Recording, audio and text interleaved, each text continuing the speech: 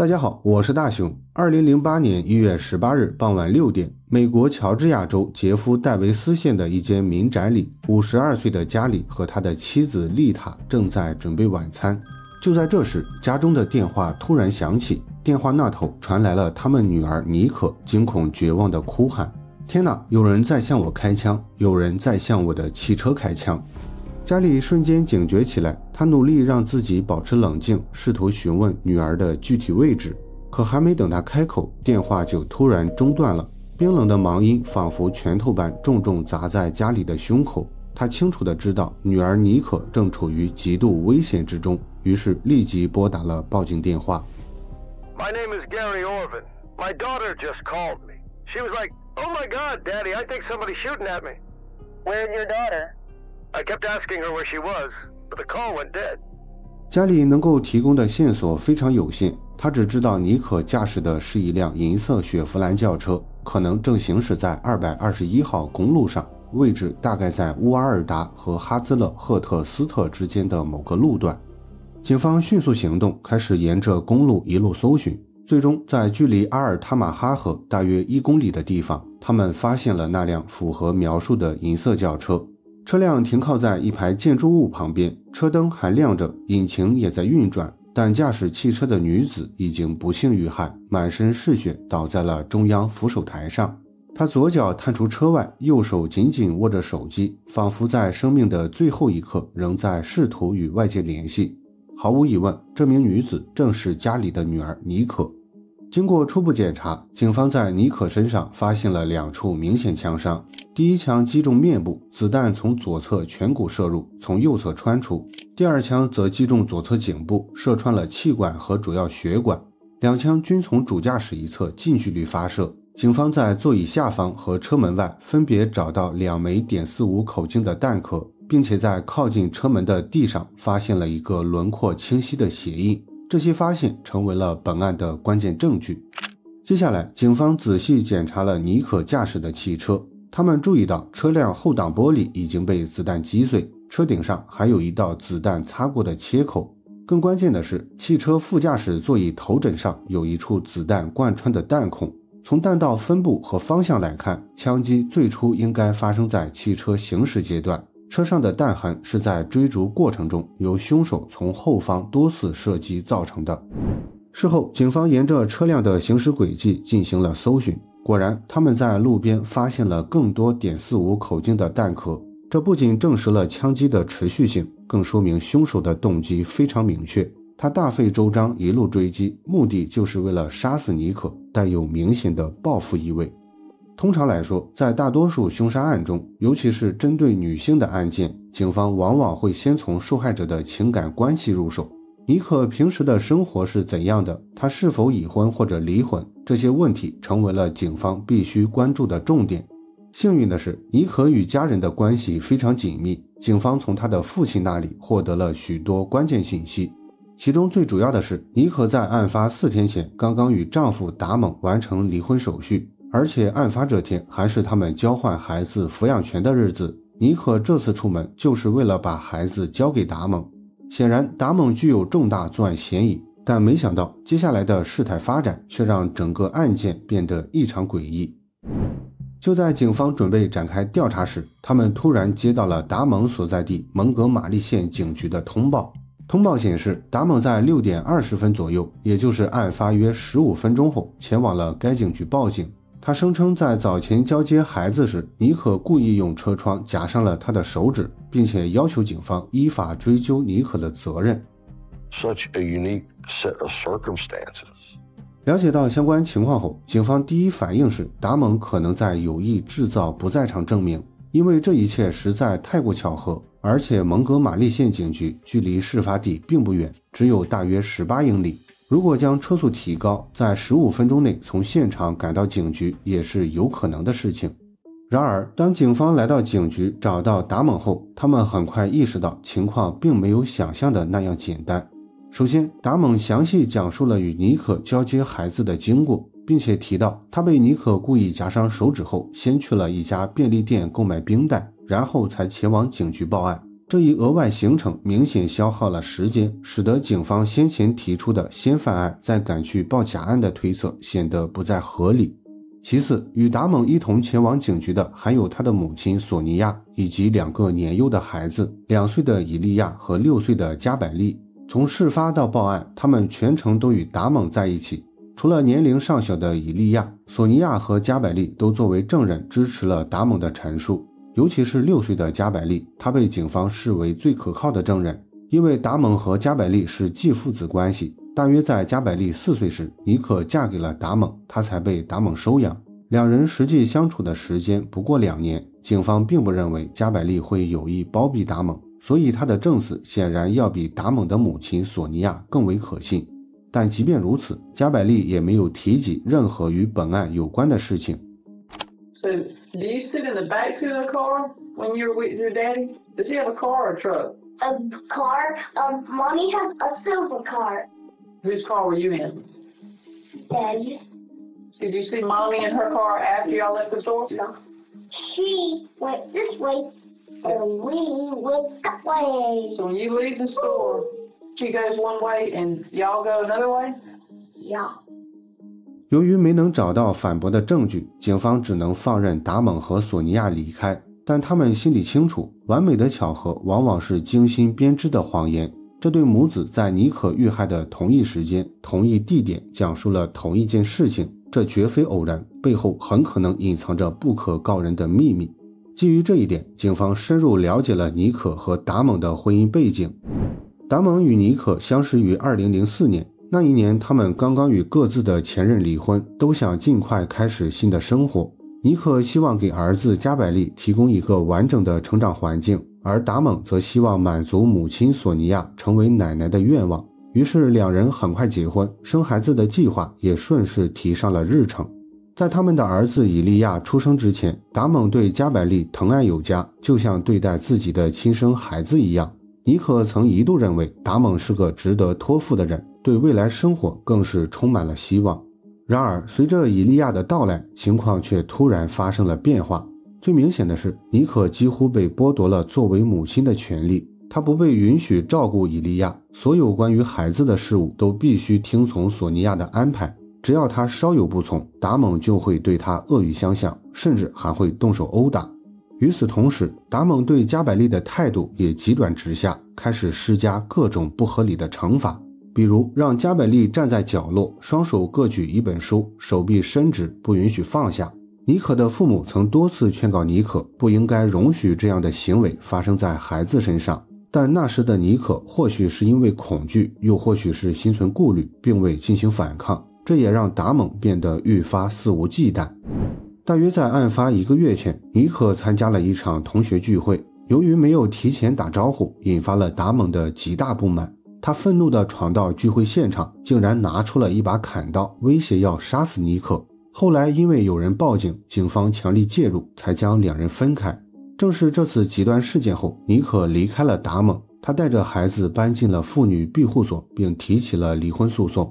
然而在離婚手續辦理期間，達蒙依舊沒有放過她，仍然在通過各種方式不停威脅，每一次威脅就像一把利刃刺痛着妮可的心，讓她生活在無盡的恐懼之中。 She was filing the paperwork to get divorced. He was telling her all the time, I'm going to get custody of the kids. The kids are mine. They're not yours, they're mine. Nikki was genuinely scared. 然而婚後暴力只是妮可提出離婚的其中一個原因。更讓他無法接受的是，達蒙與索尼婭的關係過於親密，已經遠遠超出了正常母子的界限。比如，他們會在洗澡時互相搓背，而且平時在家基本不穿衣服，經常光着身子來回走動。更令人難以置信的是，索尼婭會定期與達蒙睡在一起，而妮可只能被迫睡在其他房間。有那麼幾次，妮可甚至聽到兩人房間裡傳出了不合時宜的聲音。生活在這樣的家庭環境中，妮可不僅感到無比羞恥，更感到自己在家裡毫無存在的價值，因為達蒙真正在乎的只有索尼婭，而他不過是兩人的育兒機器。於是在家暴和情感背叛的雙重打擊下，妮可最終選擇了離開達蒙。 When Nikki left Damon, she finally decided to air it out. That's when Nikki told me that Damon and Sonia were more than mother and son. I have walked up on Damon and Sonia, open mouth kissing. They played it off as if it was a natural thing, and I'm sorry, it was furthest from natural. Like that was enough right there to make me go, okay, they're definitely doing some shady stuff. That's nasty. Like, this is mama. 实际上，达蒙的前妻安德利亚也经历了与妮可相似的遭遇，但她足够幸运，提前看清了达蒙的真实面目，没有在这段关系中深陷，更没有等矛盾激化就果断抽身離開。也正是因為這次失敗的經歷，達蒙才在與妮可交往之初刻意偽裝得異常穩重。其實他的目的不過是哄騙妮可生一個孩子，以此滿足索尼婭的心願。總的來說，索尼婭與達蒙不僅突破了倫理界限，更形成了病態的共生關係。索尼婭牢牢控制着一切決策，而達蒙則對她言聽計從。如果有誰膽敢挑戰索尼婭的權威，達蒙就會毫不猶豫地展現出暴力的一面。I had enough of Damon and Sonia's relationship. I explained to Damon we needed to have our own place, and Sonia didn't like that. I said, I'm going to go and you can join me or not, because I couldn't be in that house anymore. Damon was upset. I said, you can't run away from this. And the next thing I know is I had a machete to my throat. 至此，警方已經對達蒙和索尼婭有了充分的了解，這對母子自然也就成為了本案的頭號嫌犯。但是，僅憑目前掌握的線索，並不足以證明他們實施了謀殺，還需要更加直接的證據。幸運的是，警方從一開始就沒有相信達蒙，所以在第一次審問時便扣押了他的鞋子。事後經過比對確認，當晚達蒙所穿的鞋子鞋底紋路與案發現場的鞋印高度一致，這也成為了本案的關鍵間接證據。此外，警方在勘察現場期間曾追溯過妮可的行車軌跡，並在沿途某個路段的右側發現了幾枚.45口徑的彈殼。根據彈殼散落的位置判斷，兇手在逼停妮可的汽車之前，應該坐在後方汽車的副駕駛一側連續開槍，彈殼才會從車窗拋落，散落在道路右側。這一點至關重要，因為它直接表明參與犯罪的不止一人，還有一位負責開車的司機。而當時與達蒙同行能夠擔當駕駛員的人，恰恰是他的母親索尼婭。由此可以得出，索尼婭也參與了這起謀殺。然而，更關鍵的是，警方還發現了一個之前忽略的細節，那就是達蒙的不在場證明並不可靠。實際上，當時他與妮可交接孩子的地點就在便利店附近，所以他去便利店購買冰袋並不會耗費太長時間。警方通過實地測試發現，如果將車速提升至每小時90英里，達蒙完全有可能從便利店追上妮可的汽車，對其實施謀殺，並在6點20分之前趕到蒙哥馬利縣警局假裝報警。至於當時在場的加百利為何從未提及這一點，警方推測他可能受到了達蒙或者索尼婭的誘導。畢竟加百利只有6歲，還是個心智不成熟的孩子，他很可能並不知道發生了什麼，只是重複了大人們教給他的話。2008年1月20日，警方以涉嫌謀殺罪暫時拘留了達蒙和他的母親索尼婭。為了進一步完善證據鏈，警方對兩人的住所進行了搜查。結果，他們在達蒙房間的櫃子裡發現了一縷裝在自封袋裡的頭髮，自封袋上貼有妮可的名字。標籤顯示，這縷頭髮已經被保存了2年之久，也就是從兩人結婚的第2年就被封存。雖然這縷頭髮並非定罪的直接證據，但它揭示了達蒙對妮可的病態執念。從心理學角度來看，保存他人的頭髮本身就是強烈佔有慾的體現。這種行為反映了達蒙試圖長期控制妮可、難以放手的偏執心理，是一種扭曲極端的外化表現。然而，在這次搜查中，警方並未找到那把關鍵的作案槍支，也沒有發現任何其他直接證據，局勢突然變得緊張起來。要知道，當時達蒙和索尼婭只是被暫時拘留，如果警方在規定的時間內找不到那把作案的.45口徑手槍或者其他直接證據，他們就必須要釋放達蒙和索尼婭，而且即便強行起訴，也很難將兩人定罪。就在調查進入焦灼之際，一位名叫詹姆斯的知情者提供了重要線索。I met Sonia and Damon through Mark Bamberg, the youngest brother. 詹姆斯是索尼娅小兒子馬克的朋友。據他透露，案發前幾週，索尼娅曾試圖用$25,000美元收買他殺害尼可。當時他以為索尼娅可能是在說氣話，因為那段時間達蒙和尼可正在爭奪撫養權，所以最初他並未當真。但事後來看，索尼娅顯然不是說氣話，他從那時起就已經萌生了殺人的想法。此外，詹姆斯還提到了一個關鍵信息，那就是馬克有一把.45口徑的手槍，而且他還曾用這把槍在詹姆斯家的後院練習過打靶。不過詹姆斯並不認為馬克可能參與犯罪，因為他與索尼娅和達蒙的關係並不好。早在16歲時，馬克就搬到了外面獨自居住，平時也很少與兩人來往。造成這一切的原因在於，作為母親的索尼娅極度偏心，她嚴重偏袒長子達蒙，對待馬克卻苛刻到了極致。用詹姆斯的原話說，索尼娅對待馬克就好比是對待一條狗。她曾多次公開抱怨馬克不夠聽話，不願服從管教。這些指責讓馬克滿心挫敗，也讓他逐漸疏遠了與家人的關係。Damon hated Mark. Damon made his life such hell to the point where Mark moved out when he was 16. He couldn't be around him. Anytime Sonia would talk to Mark, it was like she was talking to a dog. You know, with most mothers, you can hear love when they speak to their children. There was none. The way they treated him like an outcast all the time, it really upset Mark a lot. 了解到相關情況後，警方很快詢問了馬克，他承認自己確實有一把.45口徑的手槍，但是那把槍在案發的前幾個小時被偷了，而且他嚴重懷疑是索尼婭和達蒙偷走了手槍，因為在丟槍之前，只有索尼婭和達蒙來過他家，兩人走後，那把原本放在皮卡車裡的槍就莫名其妙的不見了。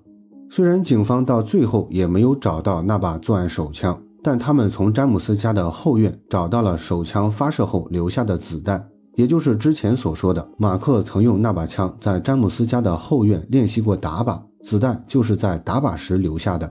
事後經過彈道比對確認，馬克丟失的手槍正是殺害尼可的兇器，而馬克本人也被證實與本案沒有任何關係，他只是一個被母親和哥哥拋棄的可憐人。索尼婭和達蒙偷槍，目的是為了避免警方追查他們，以便最後可以將責任推給馬克。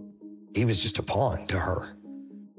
值得一提的是，索尼婭和達蒙在被拘留的這段時間，是他們有史以來分開最久的一次。由於無法見面，索尼婭備受煎熬，竟然動起了歪腦筋，企圖通過其他在押囚犯傳遞字條，繼續與達蒙保持聯繫。